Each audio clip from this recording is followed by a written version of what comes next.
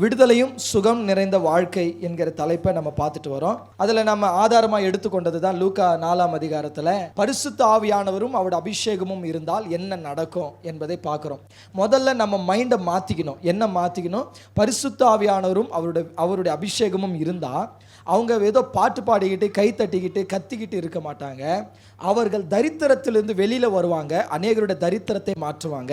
அவங்க வியாதியிலிருந்து குணமாவாங்க, அநேகருடைய வியாதிகளை குணமாக்குவாங்க. அவர்கள் கட்டுகளில் இருந்து வெளியே வந்துருவாங்க, அவர்கள் அநேகருடைய கட்டுகளை மாற்றுவாங்க. அவர்கள் சிறையிருப்பிலிருந்து வெளியில வருவாங்க, அநேகருடைய சிறையிருப்பை மாற்றுவாங்க. அவங்க வழி தெரியாம தவிக்க மாட்டாங்க, அநேகருக்கு வழிகாட்டுகிறவர்களாக இருப்பாங்க. இதுதான் பரிசுத்த ஆவியும் அவருடைய அபிஷேகமும் பண்ணுகிற வேலை. அல்லேலூயா. அப்போ அதில் நம்ம காரியத்தை தான் பார்த்துக்கிட்டு இருக்கிறோம். பரிசுத்த ஆவியானவர் என்பவர் யார் என்று பார்த்தோம், அவருடைய அபிஷேகம் என்ன என்பதை பார்த்தோம், அது யார் மேலே இருக்கும் என்பதை பார்த்தோம். அப்படி இருந்த பிற்பாடு முதல்ல என்ன நடக்கும்? தரித்திரங்கள் மாறும். அப்போ அந்த தரித்திரம் மாறுகிறதை பற்றி பார்த்தோமா இல்லையா? ரெண்டாவது நாம் எதை குறித்து பார்த்து கொண்டு இருக்கிறோம்? சுகமாகிறதை குறித்து பார்த்து கொண்டிருக்கிறோம். பரிசுத்த ஆவியினுடைய அபிஷேகம், பரிசுத்த ஆவியானவர் என் மேல் இருந்தார், நான் அநேகரை என்ன ஆக்கினேன்? குணமாக்கினேன் என்று இயேசு சொல்லுகிறதை பார்க்கிறோம். பரிசுத்த ஆவியானவர் நசரேயனாக இயேசுவின் மேல் இருந்தார், அதனாலே அவர் நன்மை செய்கிறவராகவும் பிசாசின் வல்லமையில் அகப்பட்ட யாவரையும் குணமாக்குகிறவராயும் சுற்றித் திரிந்தார். அப்ப பரிசுத்த ஆவியானவர் யார் மேல் இருக்கிறாரோ அவர் அநேகரை குணமாக்குவார்கள். பரிசுத்த ஆவியானவர் யார் மேல் இருக்கிறாரோ, அவருடைய அபிஷேகம் யார் மேல் இருக்கிறதோ அவர்கள் அநேகரை என்ன ஆக்குவாங்க? குணமாக்குவாங்க. அல்லேலூயா. அப்ப அவர்கள் சுகமாவார்கள், அநேகரை சுகமாக்குவார்கள். எத்தனை பேருக்கு புரியுது? நான் அதை தான் உங்களுக்கு சொல்லிட்டு வரேன். நீங்க அபிஷேகமான வேற ஏதோ நினைச்சுக்காதீங்க. பரிசுத்த ஆவியானவர் என்றால் வேற யாரோ அவர் என்று நினைக்காதீங்க. அவர் நமக்கு தேவை, அவர் நமக்கு அவசியம். அவர் இருந்தால் தான் தரித்திரங்கள் மாறும், அவர் இருந்தால் தான் சுகம் கிடைக்கும், அவர் இருந்தால் தான் சிறையிருப்பு மாறும், அவர் இருந்தால் தான் சாபங்கள் நீங்கும், அவர் இருந்தால் தான் கட்டுகள் மாறும், அவர் இருந்தால் தான் வழிகள் திறக்கும். அப்ப நமக்கு யார் அவசியம்? பரிசுத்த ஆவியானவர் அவசியம். அவருடைய அபிஷேகம் நமக்கு அவசியம். அப்ப அந்த அபிஷேகம், அந்த ஆவியை நாம் பெறுவதற்கு முதலாவது நாம் என்ன செய்யணும்னு பார்த்தோம்? பரிசுத்த ஆவியை பெறணும். பரிசுத்த ஆவியை பெறணும்னா உண்மையான மனம் திரும்புதலும் சத்தியத்தின் மீது விசுவாசம் இருந்தால் போதும். அவர்கள் மேல் வாக்குத்தத்தம் பண்ணப்பட்ட முத்திரையாகிய பரிசுத்த ஆவியானவர் வருவார். எபேசியர் 1:13 படி உங்கள் ரட்சிப்பின் சுவிசேஷமாகிய சத்திய வசனத்தை கேட்டு அதை விசுவாசித்த பொழுது வாக்குத்தத்தம் பண்ணப்பட்ட ஆவிக்குள்ளே நீங்கள் முத்திரை போடப்பட்டீர்கள். அப்ப ரெண்டாவது என்ன பண்ணணும்? அவர் ஆத்துமாவுக்கு பிரியமா இருக்கணும். அவர் ஆத்துமாவுக்கு பிரியமா இருக்கிறவன் மேல் அவருடைய ஆவி, அவருடைய அபிஷேகம் தங்கும். இதெல்லாம் நம்ம நல்ல டீட்டெயிலாகவே பார்த்துட்டோம். சரி, இப்போ சுகமாகணும்னா என்ன பண்ணணும்? 2 நாளாகமம் எடுத்துக்கங்க. பரிசுத்த ஆவியானவர் எனக்குள்ள இருக்கிறது எனக்கு தெரியுது, ஆனால் என்னால் என்ன ஆக முடியல? சுகமாக முடியல. அப்போ அதுக்கு என்ன பண்ணணும் என்பதை தான் இப்போ உங்களுக்கு சொல்லித்தரேன். மேலே ஆவியானவர் இருக்கிறார், அதை நீங்கள் நம்புறீங்களா? உங்கள் மேலே அபிஷேகம் இருக்கு, நீங்கள் அதை நம்புறீங்களா? பட் அந்த அபிஷேகமும் ஆவியானவர் உள்ளே இருக்கிறார், அது உண்மை, அது பொய் இல்லை. ஆனாலும் ஏதோ சில விஷயம் நாம் செய்ய வேண்டியது இருக்கு அந்த சுகம் அடைவதற்கு. அதுதான் என்னன்னு பார்த்தோம். என்ன பார்த்தோம்? 2 நாளாகமத்துல 34:27 இந்த ஸ்தலத்திற்கும் அதன் குடிகளுக்கு விரோதமாக தேவன் சொன்ன அவருடைய வார்த்தைகளை நீ கேட்கையில், சில நேரம் நமக்கு விரோதமாய் சில காரியங்கள் ஆண்டவர் அனுமதிக்கும் பொழுது நாம் அதை எப்படி மாற்றணும்னு ஆண்டவர் சொல்லித்தரார். இங்க பாருங்க, அனுமதிக்கிறவரே அதை எப்படி மாற்றணும்னு டெக்னிக் சொல்லித்தரார். அந்த டெக்னிக்கில் முதல் டெக்னிக் தான் என்னன்னா, உன் இருதயம் இலகணும். ரெண்டாவது, அவருக்கு முன்பாக உன்னை தாழ்த்தி பணிந்து கொண்டால் என்ன நடக்கும்? உன் விண்ணப்பத்தை கேட்பார். நான் என் இருதயம் எப்படி இலகணும்னு போன வாரம் பார்த்தோமா இல்லையா? இப்ப தாழ்த்துவதை பற்றி பார்க்க போகிறோம். பெருமை எனக்குள்ள இல்லைன்னா என் இருதயம் இலகிச்சுன்னு அர்த்தங்க. அப்ப பெருமை என்னை விட்டு மாறணும். முதல்ல என்ன மாறணும்? பெருமை என்னை விட்டு மாறணும். சரி, இதெல்லாம் நம்ம போன வாரம் என்ன பண்ணோம்? டீட்டெயில்டா பார்த்தோம். இப்ப தாழ்த்தணும். எடுத்துக்கொள்ளுங்க, யாக்கோபு 1ஆம் அதிகாரம் 9ஆம் வசனம். யாக்கோபு 1ஆம் அதிகாரம் 9ஆம் வசனம். தாழ்ந்த சகோதரன் தான் உயர்த்தப்பட்டதை குறித்து மேன்மை பாராட்ட கடவன். இப்போ 2 இடத்துலையுமே ஒரு வித்தியாசம் வருது. இங்க தாழ்த்தணும்னு இருக்கு, அங்கே தான் உயர்த்தப்பட்டதை மேன்மை பேசணும்னு இருக்கு. இது எப்படி? இங்கே ஆண்டவர் பழைய ஏற்பாட்டில் உன்னை தாழ்த்துன்றாரு, புதிய ஏற்பாட்டில் நீ உயர்த்தப்பட்டதை நினைச்சு மேன்மை பாராட்டுன்றார். அப்போ இது எப்படி எடுத்துக்கிறது? சரி, இப்போதான் நம்ம விஷயத்துக்கு வரோம். நாம் உயர்த்தப்பட்டிருக்கிறோம், ஆனால் உயர்த்தப்பட்ட நாம் நம்மையே மேன்மை பாராட்டக்கூடாது, நம்மை உயர்த்தினவரை மேன்மை பாராட்டுவது தான் உண்மையான தாழ்மை. ஒரு உதாரணத்துக்கு, நான் சேர் மேலே உக்காந்துருக்கிறேன். என்னிலும் கொஞ்சம் வயசில் பெரியவரோ இல்லை அனுபவத்தில் பெரியவரோ ஊழியத்தில் பெரியவரோ வராருன்னா நான் டக்குன்னு எழுந்து அவருக்கு அந்த இடத்த கொடுக்குறேன்னு வைங்களேன். அதுதானே தாழ்மை, அதானே தாழ்மை. அதனால எனக்கு படிப்பு இல்லைன்னோ எனக்கு ஊழியம் இல்லைன்னோ நான் பெரிய ஆள் இல்லைன்னோ அர்த்தம் இல்லை. ஆனால் என்னை விட அவரை நான் பெரிய ஆளாக நினைக்கிறதுனால தான் நான் எழுந்துக்கிறேன். கரெக்டா? அதுதான் தாழ்மை, வேற ஒன்றுமே இல்லை. தாழ்மைன்னா என்ன? அப்போது நான் பெரிய ஆள் தான், நான் நல்லா படிச்சிருக்கிறேன் தான், நான் நல்லா வேலை செய்கிறேன் தான், நான் நல்லா சம்பாதிக்கிறேன் தான், நான் எனக்கு நல்ல பேக்ரவுண்ட் இருக்குதான். ஆனால் இதையெல்லாம் கொடுத்தவருக்கு முன்னாடி போய் நான் நிற்கும் பொழுது இதை அவரே இதற்கு உரியவர் என்ற கணத்தை நான் செலுத்தி அவர் பெருகவும் நான் சிறுகிறேன் பாருங்க அந்த இடத்துல, அதுதான் தாழ்மை.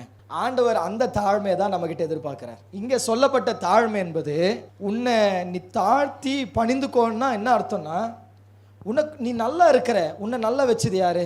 உனக்கு சம்பாதியத்தை கொடுத்தது, வேலையை கொடுத்தது, ஞானத்தை கொடுத்தது, உயர்வை கொடுத்தது, கனத்தை கொடுத்தது நான். அப்போ நீ எனக்கு முன்பாக என்ன ஆகணும்? தாழ்த்தப்படணும், தாழ்மையா இருக்கணும். நாம அவர் வராரு, அப்பவும் நாம இந்த சேர்ல தான் உக்காந்துக்கிறோம், கால் மேல கால் போட்டு உக்காந்துக்கிறோம். அப்படின்னா அதுதானே பெருமை. இதை தான் ஆண்டவர் சொல்றாரு. அவருக்கு தர வேண்டிய நேரம் தரல, அவருக்கு தர வேண்டிய கனம் கொடுக்கல, அவருக்கு தர வேண்டிய மகிமை கொடுக்கல. ஆண்டவர் வந்துங்க அதை ரொம்ப எதிர்பார்க்கிற தேவன். அவருக்கு தர வேண்டிய கனத்தை தரணும்னு எதிர்பார்க்கிற தேவன் அவர். சம்டைம்ஸ் நமக்கு அது என்ன பண்றது இல்லை, புரியுறதே இல்லை. ஒரு இடத்துல சொல்றார், நான் ஆண்டவர் என்றால் என்னுடைய கனம் எங்க, நான் தேவன் என்றால் என்னுடைய மகிமை எங்க. சில நேரம் நம்ம கொடுக்கறதுல கூட ஆண்டவர் கடுப்பாயிடுறாரு. எடுத்து படிக்கலாமா? மல்கியா 1ஆம் அதிகாரம் 6ஆம் வசனத்திலிருந்து படிங்களேன். குமாரன் தன் பிதாவையும் கனம் பண்ணுகிறார்களே, நான் பிதாவானால் என் கனம் எங்கே?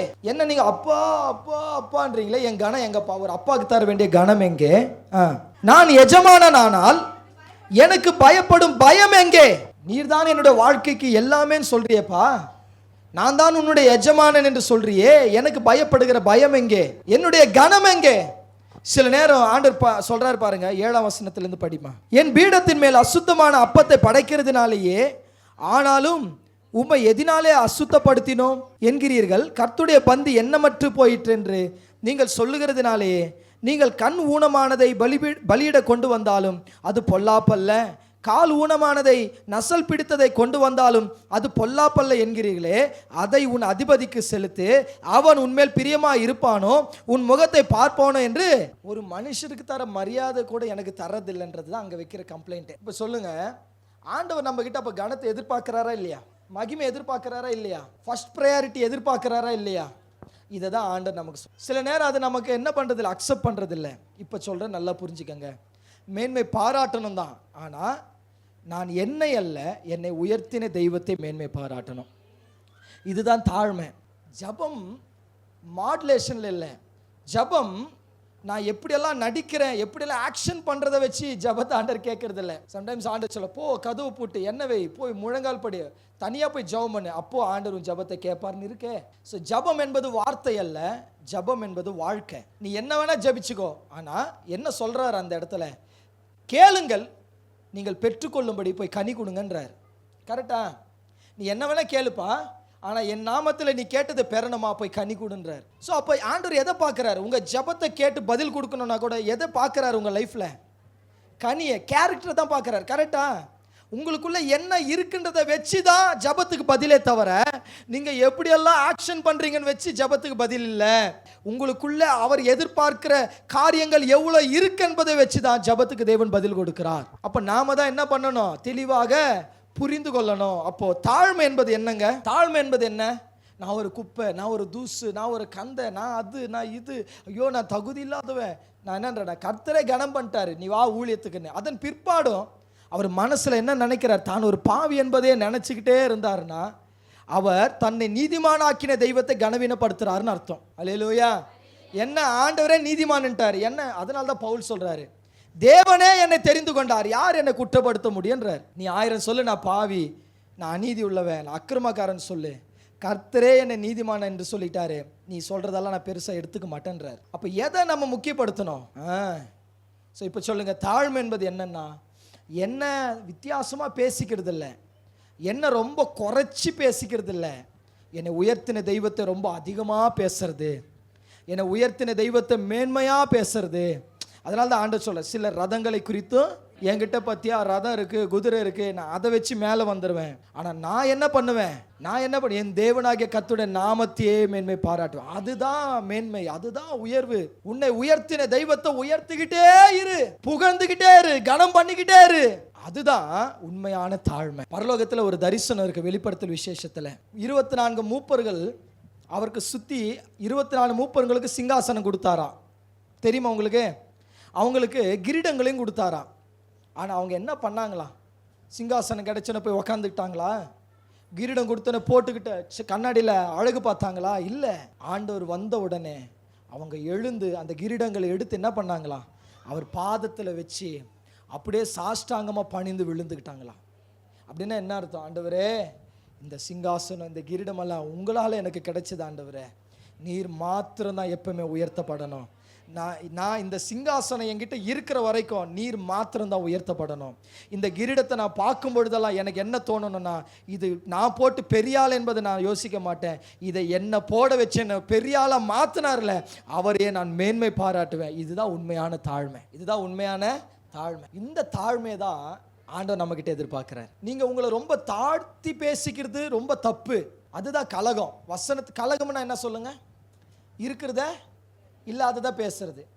இப்போ ஆண்டவர் இஸ்ரவேல் ஜனங்க கலகம் பண்ணாங்கன்னு இருக்கு. என்ன கலகம் பண்ணாங்க சொல்லுங்க? ஒரு உதாரணம் சொல்லட்டுமா? கானான்ல எகிப்திலிருந்து கூட்டிட்டு வர்றார். எங்க இட்டுன்னு போறதுக்கு? அவங்களுக்கு ஆனால் சந்தேகம் இருக்கா இல்லையா? அப்போ கோத்திரத்துக்கு ஒருத்தரை கூப்பிட்டு போய் கானான்னு ஒன்று இருக்கா இல்லையான்னு போய் பார்த்துட்டு வான்னு அனுப்புகிறாரா? போய் பார்த்துட்டு வந்தாங்களா? அது கன்ஃபார்ம் பண்ணாங்களா? கானான்னு ஒன்று இருந்தது கன்ஃபார்ம் பண்ணாங்களா? ஆனால் கானான்னு ஒன்று இருக்கிறத பார்த்தோம். இவங்க என்ன நம்பலை?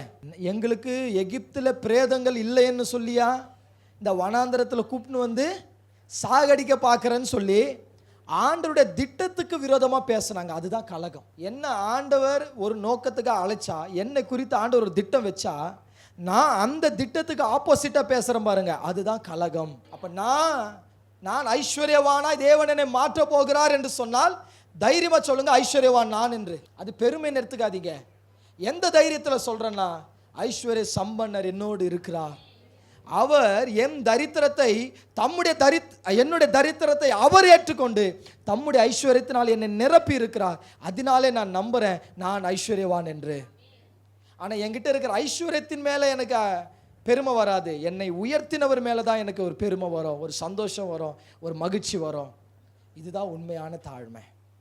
அல்லேலூயா, அல்லேலூயா. அப்போ நீங்க என்ன பண்ணணும்? மேன்மைப்படணும், மேன்மையா இருக்கணும். கர்த்தர் சொல்றாருல, நீ அநேக ஜாதிகளை பார்க்கலாம் எப்படி இருப்பாய்? மேன்மையா இருப்பாய். தாழ்மையா இருப்பாயா? குறைவா இருப்பாயா? எல்லா இடத்திலும் கர்த்தர் உன்னை வாளாக்காமல் நீ யாரா இருக்கணும் தேவன் விரும்புகிறார்? தலையாக. நீங்க கீழா இருக்கல்ல, நீங்க எப்படி இருக்க விரும்புகிறார்? அப்போ மேலா இருக்கிறவங்க, தலையா இருக்கிறவங்க, மேன்மையா இருக்கிறவங்க ரொம்ப மேன்மையா தானே இருப்பாங்க, ரொம்ப நல்லா தானே இருப்பாங்க. அப்போ அதை பற்றி அவங்க பேசுவாங்க தானே. அங்கே தான் பிரச்சனையே. நாம் தலை தான், நாம் மேல் தான், நம்ம மேலே தான் இருக்கிறோம், நம்ம மேன்மையாக தான் இருக்கிறோம். ஆனாலும் ஒரு பிரச்சனை என்னன்னா, அந்த மேன்மை வந்தோடனே மேன்மைப்படுத்தினவரை மறந்து ஏதோ அது எனக்கு நிரந்தரமாக இருக்க போகுதுன்னு நினச்சி நான் என்ன பண்ணுறேன், அதனால ஒரு அகம்பாவம், ஒரு கர்வம், ஒரு மேட்டிமைக்கு இடம் கொடுக்குறேன் பாருங்க, அதுதான் பெருமை. அப்போ நான் எவ்வளவு உயர்த்தப்பட்டாலும் என் உயர்வை பற்றி நான் யோசிக்க மாட்டேன், என்னை உயர்த்தினவரை பற்றி மட்டுமே நான் யோசிச்சுட்டு இருப்பேன். 100 பேர் என்னை வந்து புகழ்ந்துக்கிட்டே இருந்தாலும் எதை சொல்லி புகழ்கிறாங்களோ அந்த புகழ்ச்சியை நினச்சி நான் அப்படியே மெய் மறந்து போக மாட்டேன். அதை எனக்கு தந்த அந்த கிருபை எனக்கு தந்த ஆண்டவரை நினச்சி நான் மேன்மை பாராட்டிக்கிட்டே இருப்பேன். ஆண்டவரே, என் குரல் பற்றி எனக்கு தெரியாத ஆண்டு, என் வாழ்க்கை பற்றி எனக்கு தெரியாத ஆண்டவரே, நான் இதுக்கெல்லாம் என்ன தகுதியான ஆண்டவரே, ஆனால் என்னை இன்னைக்கு தகுதிப்படுத்தி அநேகர் நாவில் என்னை கனமாக வச்சிருக்கிறீங்களே, உமக்கு ஸ்தோத்திரம் ஸ்தோத்திரம் ஸ்தோத்திரம் சொல்லிக்கிட்டே இருங்க. இன்னும் இன்னும் இன்னும் உங்களை கனப்படுத்திக்கிட்டே இருப்பார். இதுதான் டெக்னிக்கே. சம்டைம்ஸ் நமக்கு அது புரியுறதே இல்லை. ஹல்லேலூயா.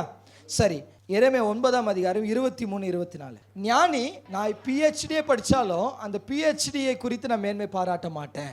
நான் பெரிய 6 பேக் வச்சுக்கிட்டு நான் ஆணழகனாய் போய் மிஸ் வேர்ல்டாவே ஜெயிச்சிருந்தாலும் நான் அதை குறித்து என்ன பண்ண மாட்டேன். நான் இப்போ நினச்சா நான் நினச்சதை செய்ய முடியும், அந்த அளவுக்கு என்கிட்ட ஐஸ்வர்யம் இருக்குது. ஆனா என்கிட்ட இருக்கிற அந்த ஐஸ்வர்யத்தை குறித்து நான் என்ன பண்ண மாட்டேன். சொல்லுங்க, முதல்ல ஞானத்தை குறித்தோ, பலத்தை குறித்தோ, பணத்தை குறித்தோ மேன்மை. நீங்க எவ்வளவுனா படிச்சிருக்கலாம். பராக்கிரமம் என்பது வெறும் பலம் மட்டுமல்ல, உடல் தோற்றத்தை குறிக்கும், அழகையும் குறிக்கலாம். நீங்க எவ்வளோ அழகாக இருக்கலாம், நீங்க எவ்வளோ பயங்கர ஞானவான்களா இருக்கலாம், நீங்க எவ்வளோ பலசாலிகளாக இருக்கலாம், உங்களுக்கு பெரிய இன்ஃப்ளூயன்ஸ் இருக்கலாம், உங்களுக்கு தெரியாத ஆளே யாரும் இல்லை, நீங்க போனா என்ன வேணாலும் செய்ய முடியும், அந்த அளவுக்கு நீங்க பெரிய ஆட்களாக இருக்கலாம், உங்ககிட்ட நல்ல ஐஸ்வர்யம் இருக்கலாம். ஆனா அதை எதை குறித்து நான் மேன்மை பாராட்ட கூடாது, அதை என் மைண்டுக்கு எடுத்துட்டு வரவே கூடாது. அப்ப நான் என்ன பண்ணணும்? அடுத்தது 24ஆம் வசனம். அப்படி நீ மேன்மை பாராட்டணும்னு நினைச்சா பூமியிலே கிருபையை, அதாவது தகுதியே இல்லாத நம்மை தெரிந்து கொண்டு, எதுக்கு நம்ம அதுக்கு தகுதியானவங்களா? இப்போ பூமியில எங்கெங்கயோ வாழ்ந்த உங்க மேல கிருபை வச்சு, அளவில்லாத அன்பு வச்சு உங்களை தெரிந்து கொண்டார். பார்த்தீங்களா? கிருபையையும் நியாயத்தையும் நீதியும் செய்கிற கர்த்தர் நான் என்று என்னை அறிந்து உணர்ந்து இருக்கிறதை குறித்தே. எதை குறித்து மேன்மை வேணும் உங்களுக்கு? அவர் யார் என்று அறிந்து கொள்ளணும். அப்படிப்பட்டவர் என் கூட இருக்கிறார் என்பதை நம்பணும். அவர் என்னை இப்படி உயர்த்துவார் என்று விசுவாசிக்கணும். அதுதான் மேன்மை. அறிந்து உணர்ந்து இருக்கணும். இப்ப சொல்றேன், ஒரு வியாதி வருது, உன் தேவன் யாருங்க? உன் பரிகாரி, உன் வியாதி குணமாக்க, உன் சுகவாழ்வை துளிர்க்க செய்கிறவர். இதை அறிந்து கொண்டால் வியாதியை குறித்து கஷ்டப்பட மாட்டீங்க. உங்களுக்கு அதன் மத்தியில சுகமாக்குற தெய்வத்தை நீங்க மேன்மை பாராட்டுவீங்க. அப்ப நிறைய அறிந்து கொள்ளுங்க, நிறைய தெரிஞ்சுக்கங்க. பிரயாணப்பட்டு போகும் பொழுது என் பிரயாணத்தில் விபத்து, நாசம், மோசம், அழிவு பத்தி நான் யோசிக்க போறதில்லை. ஏன்னா கர்த்தர் என் போக்கை வருத்தி இது முதற்கொண்டு என்றென்றைக்கும் பாதுகாக்க போகிற தேவன் அவர். இப்படி அவரை அறிந்து உணர்ந்து அவரையே மேன்மை பாராட்டணும். அப்போ உங்களுக்கு என்ன அறிவு இருக்கணும்? என்ன அறிவு இருக்கணும்? ஒரு முறை காணிக்கை போடும் பொழுது நான் சொல்றேன், உம்மிடத்துல வாங்கினோம், உங்களுக்கே கொடுத்த, நீங்க கொடுத்த ஞானம், நீங்க கொடுத்த பலன், நீங்க கொடுத்த சம்பாத்தியம், நீங்க கொடுத்த ஆரோக்கியம், அதுல உழைச்சோம், அதுல சம்பாதிச்சோம், அதுல இருந்த ஒரு பகுதியை நீங்க தான் என் ஆசீர்வாதத்துக்கு காரணம் என்று நம்பி கொண்டு வந்து போட்டேன். ஆண்டவர் அந்த விதவை போடுறாங்க பாத்தீங்களா, ரெண்டு காசு, அதை ஏன் ரொம்ப பெருசா பேசினார் சொல்லுங்க? எல்லாருக்கிட்டையும் 100 ரூபாய் இருந்துச்சு. அந்த 100 ரூபாயில இருந்து ஒரு 10 ரூபாய் எடுத்துட்டு வந்து போட்டான். அப்ப 90 ரூபாயில அவன் பிழைச்சிடுவான். கரெக்டா? அப்போ அவனுக்கு என்ன நம்பிக்கை இல்லை? கர்த்தர் பிழைப்பூட்டுவார் என்ற நம்பிக்கை இல்லை. 90 ரூபாய் இருக்கு, அதை வச்சு நான் பிழைச்சிடுவேன்ற நம்பிக்கை. ஆனா அந்த அம்மா கிட்ட 2 ரூபாய் தான் இருக்கு. அதுல 1 ரூபாய் போட்டு 1 ரூபாயில பிழைக்கலாம் அந்த அம்மா நினைக்கல.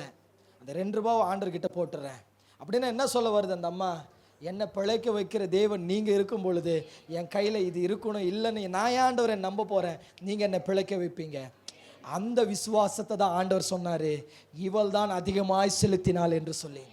நீங்கள் எவ்வளோ அமௌண்ட் போடுறீங்க என்பது அல்ல, எவ்வளோ நம்பிக்கையோடு ஆண்டவருக்காக விதைக்கிறீங்க. ஒரு முறையும் விதைக்கும் பொழுது நீங்கள் நம்பணும், உங்கள் பலத்தினால் நான் சம்பாதிச்சது ஆண்டவரே. எனக்கு வேலை இல்லைன்னு சொல்லியிருந்தா நான் என்ன பண்ணியிருப்பேன்? இல்லை 1 மாதம் எனக்கு உடம்பு சரியில்லாமல் போயிருந்தா நான் என்ன பண்ணியிருப்பேன்? என்னால் வேலை செய்ய முடியாமல் நான் ரொம்ப பலவீனமாக இருந்தால் நான் என்ன பண்ணியிருப்பேன்? அப்படிப்பட்ட எந்த நிலைமை எனக்கு தராமல் என்னை பிழைக்க வச்சு, என் குடும்பத்தை வாழ வச்சு, என்னை சாப்பிட வச்சு, நான் செய்ய வேண்டிய வேலையெல்லாம் என்னை வச்சு செய்ய வச்சு, இன்றைக்கி நான் ஒரு சமாதானம் உங்கள் ஆலயத்தில் வந்து உக்காந்து இருக்கிறேன்னு சொன்னால் அது உங்கள் கிருபையினால் மட்டும்தானே. அதனால தான் நான் சொல்கிறேன், உம்மிடத்தில் வாங்கினதை உங்களுக்கே தரோம் ஆண்டவரே, உங்களுக்கே தரோம் ஆண்டவரே.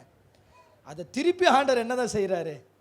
30, 60, 100 நமக்கே கொடுக்கிறார். இதுதான் விசுவாசங்க, இதுதான் நம்பிக்கை. மேன்மை பாராட்டுங்க. இனிமேல் நான் நல்லா இருப்பேன்னு சொல்லுங்க, எல்லார்கிட்ட சொல்லுங்க. நீ நினைக்கிற மாதிரி இல்லை, உன்னை விட 1000 வருவேன், நீ வேணா பார்த்துக்கிட்டே இரு. பெருமை பத்தியா? பெருமைலாம் இல்லை. என் மைண்டில் நான் மேலே வந்து உன்னை பழி வாங்கிறது பற்றியெல்லாம் இல்லை, என்னை மேலே கொண்டு வர போகிற தெய்வத்தை நினச்சி நான் தைரியமாக சொல்கிறேன். அல்லேலூயா. என்னை உயர்த்த போகிற தெய்வத்தை நினச்சி சொல்கிறேன். நான் அவரை அறிந்து உணர்ந்து இருக்கிறேன், எனக்கு என் தெய்வத்தை பற்றி தெரியும், அதனால நான் பெருமையாக சொல்கிறேன். இப்போவே எழுதி வச்சுக்கோ. ஏன் தெரியுமா சொல்கிறேன்? நான் என் தெய்வத்தை அறிந்து உணர்ந்து வைத்திருக்கிறேன். என் தெய்வத்தை பற்றி எனக்கு தெரியும், அவர் எப்படியெல்லாம் என்னை நடத்தினார் என்று தெரியும், இனிமேலும் எப்படி நடத்த போகிறார் என்று எனக்கு தெரியும். நீங்கள் எழுந்து நிமிர்ந்து நிற்கிறதை பார்ப்பீங்க. உங்களுக்கு கிடைச்ச ஸ்தானத்தை நினச்சி மேன்மை பாராட்டிக்கிட்டீங்கன்னு வைங்களேன், விழுந்துருவீங்க சீக்கிரமாக. குதிரைகளையும் ரதங்களையும் மேன்மை பாராட்டினவன் முறிந்து விழுந்தான். ஆனால் கர்த்தரை மேன்மை பாராட்டினவனோ எழுந்து நிமிர்ந்து நிற்க ஆரம்பிச்சான். விழுந்தவனை கூட கர்த்தர் தூக்கி எடுப்பார் அவரை மேன்மைப்படுத்தும் பொழுது. ஆனால் நிமிர்ந்தவனை கூட விழ வச்சிடுவார். அவருக்கு தர வேண்டிய கனத்தை கொடுக்காம நீங்கள் பாட்டுன்னு உங்களை அப்படியே மேலே கொண்டு வரணும்னு நினைக்கும் பொழுது, புரியுதா? எத்தனை பேருக்கு புரியுதுங்க? எத்தனை பேர் நம்புறீங்க நான் சொல்றதை? ஹல்லேலூயா. அப்போ மேன்மை பாராட்டுகிறவன் இனிமேல் யாரை தான் மேன்மை பாராட்டணும்? யார? உங்களுக்கு மேன்மை பாராட்ட கடவன் என்று சொல்லுங்க. இவைகளின் மேல் இதுதான் ஆண்டவருக்கு பிரியமானது. இப்படி மேன்மை பாராட்டுவது தான் யாருக்கு பிரியம்? ஞானமா நடத்துறாரு. அப்படின்னா அறிவாளி தான். நீ என்னை விட அதிகமாக படித்தவங்களா? உனக்கு ஞானத்தை கொடுத்தவரே என்கிட்ட தான் இருக்கிறார், அதனால் நான் உன்னை விட ஞானி தான். இப்படி சொல்லி தான் மேன்மை பாராட்டணும். எல்லாம் தெரியும்னு சொல்லாதீங்க. எல்லாம் தெரிந்த தெய்வம் என் கூட இருக்கிறாரு, எனக்கு தெரிய வேண்டியதை மட்டும் தெரியப்படுத்தி என்னை நடத்திட்டு இருக்கிறாரு. சம்டைம்ஸ் எதெல்லாம் தெரியக்கூடாதோ அதை தெரிய வைக்க மாட்டார் ஆண்டவர். தெரிஞ்சிச்சுன்னா நீங்களே ஓடுவீங்க. அப்போ உங்களுக்கு எவ்வளோ தெரியணுமோ அவ்வளோ மட்டும் ஆண்டவர் உங்களுக்கு தெரிய வச்சு என்ன பண்ணுவார்? உங்களை நடத்துவார். ஆமென். ஸோ நான் சும்மா சொல்கிறேன், பட்டு உங்களுக்கு எல்லாம் தெரியணும்.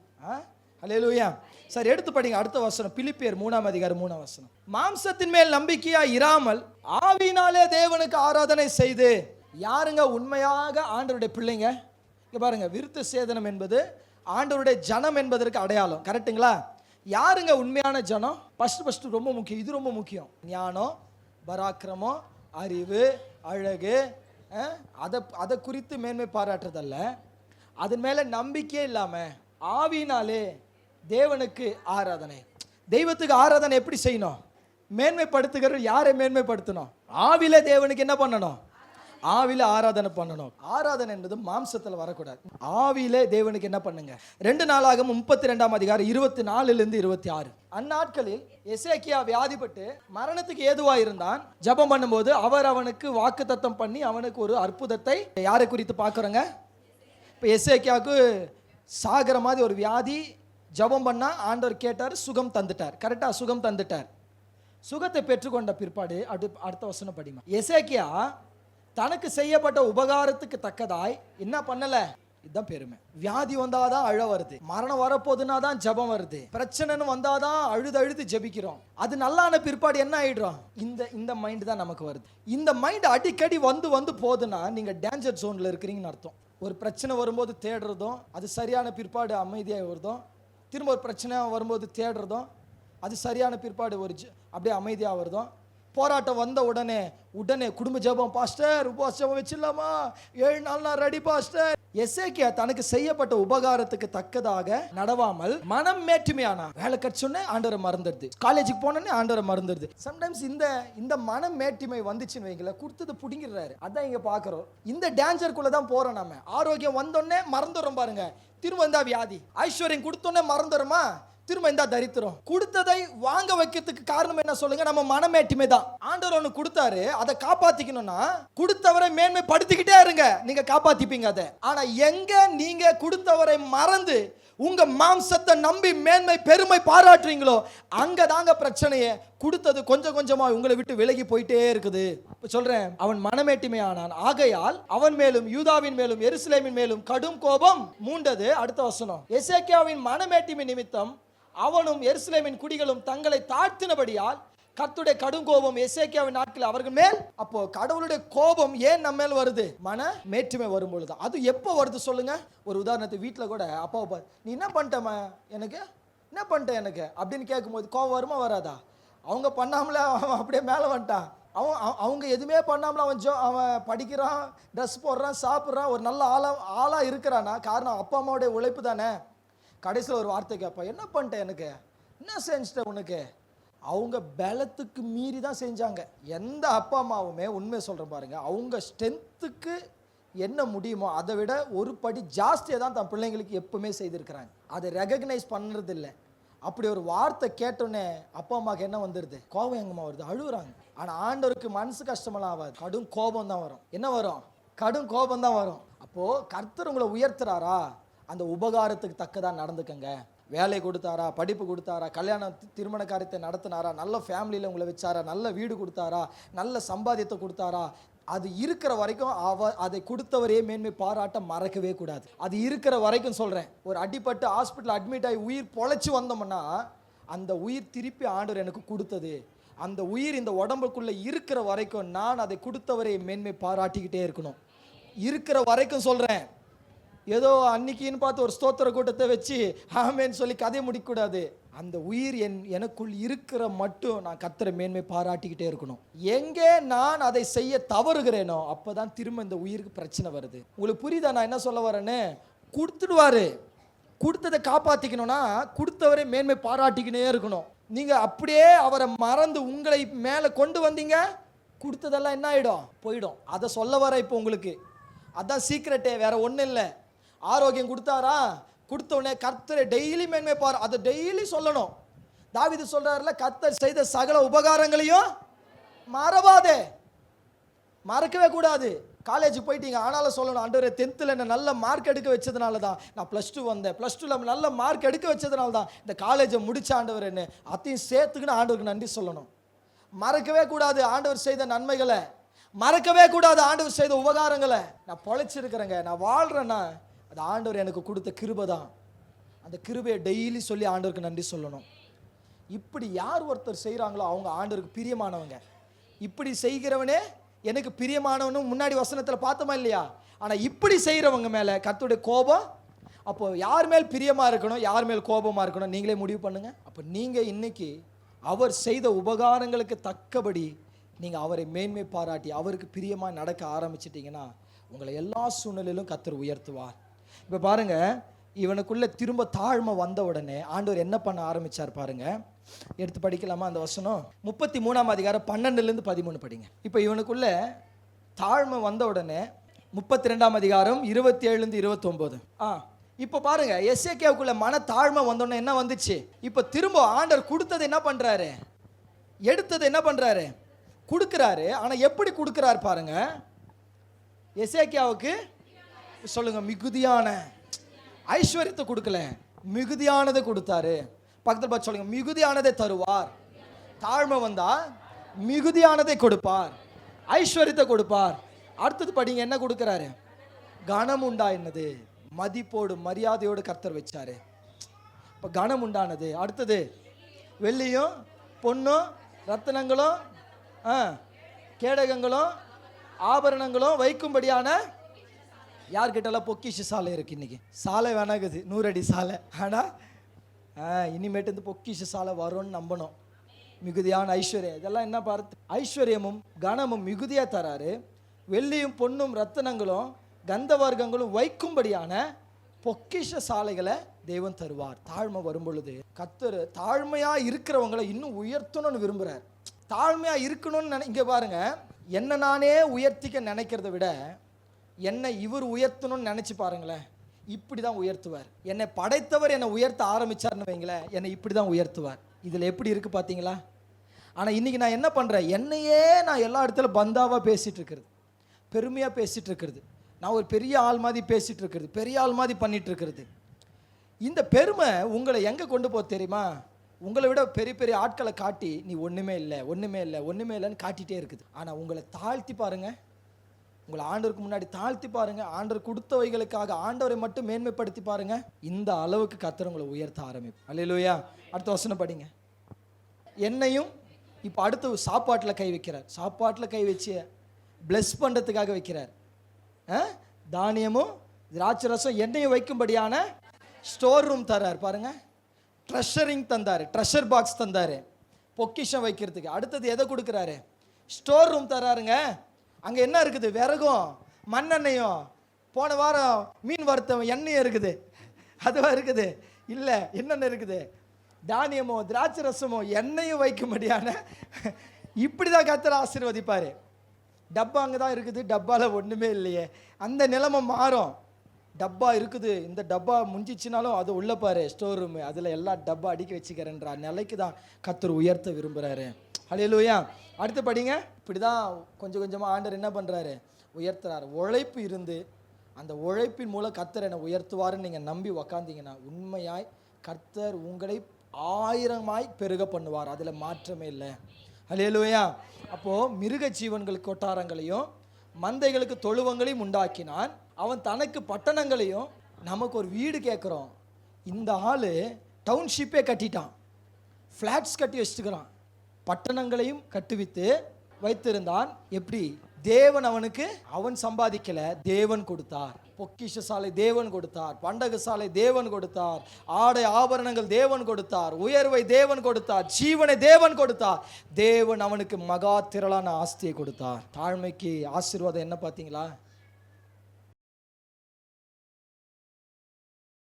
கர்த்தர் கொடுத்தார். கர்த்தரை மாத்திரம் உயர்த்துறவனுக்கு அவர் தருகிற ஆசீர்வாதம் மகா திரளான ஆசீர்வாதம், மிகுதியான ஆசீர்வாதம். இப்போ சொல்லுங்க, மிகுதியான ஆசீர்வாதம் வேணுமா வேணாமா? மகா திரளான ஆசீர்வாதம் வேணுமா வேணாமா? கடைசி ஒரு வசனம் படிச்சு முடிங்க, யாக்கோபு 4:6. அவர் அதிகமான கிருபை அளிக்கிறாரே, ஆதலால் தேவன் யாருக்கு எதிர்த்து நிற்கிறார்? பெருமை உள்ளவர்களுக்கு எதிர்த்து நிற்கிறார், தாழ்மை உள்ளவர்களுக்கோ கிருபை அளிக்கிறார். ஆமா, இப்போ கடைசியாக ஒன்று சொல்லி முடிக்கிறேன். பரிசுத்தாவி உள்ளே இருக்கிறார், அவர் அபிஷேகம் உள்ளே இருக்கு. போன வாரம் அவர் இருந்தும் சுகம் ஏன் அடைய முடியலன்னு பார்த்தோம். மனசு இலகணும், பெருமை விட்டு வெளியில் வரணும், தாழ்மையாக இருக்கணும். ஸோ அந்த ரெண்டு பார்த்தோம். இன்றைக்கி மன தாழ்மை பற்றி பார்த்துருக்குறோம். உண்மையான மனத்தாழ்மை என்பது என்ன என்பதை பார்த்துருக்குறோம். பெருமை உள்ளவர்களுக்கு யார் எதிர்த்து நிற்கிறா? தாழ்மை உள்ளவர்களுக்கோ கிருபை பெற்றுக்குன்னு இது போல் ஆசீர்வாதமாக வந்துருங்க. அதை விட்டுட்டு இன்னும் மேட்டிமை, அகந்தை, கர்வம், பெருமை உள்ளே வச்சுக்கிட்டு இன்னும் கீழே போயிடாதீங்க. புரியுதா நான் என்ன சொல்ல வரேன்னு? தாழ்மையாக இருந்தால் கர்த்தர் கிருபை தருவார். அவர் கிருபை நம்மை உயர்த்த ஆரம்பிக்கும்.